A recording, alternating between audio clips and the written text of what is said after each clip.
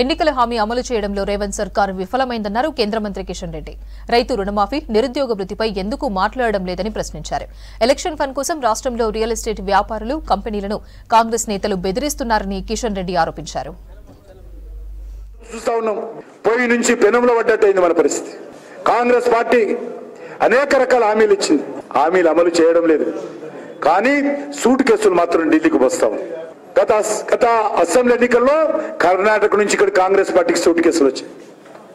ఇప్పుడు బిల్డర్ల దగ్గర ఒక్కొక్కరి బిల్డర్లు బెదిరిస్తున్నారు, వ్యాపారస్తులను బెదిరిస్తా ఉన్నారు.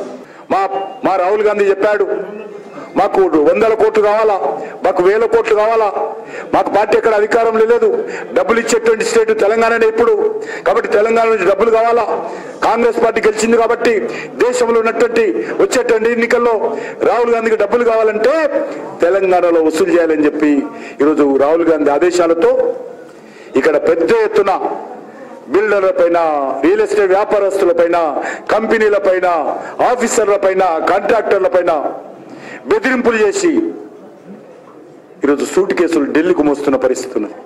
ఇచ్చిన 6 గ్యారెంటీలు లేవు. మహిళలకు డబ్బులు ఇస్తామన్నారు, నెలల రైతులకు అప్పుల మాఫీ చేస్తామన్నారు, నిరుద్యోగ యువతకు నిరుద్యోగ భృతి ఇస్తామన్నారు, అవేవి లేవు.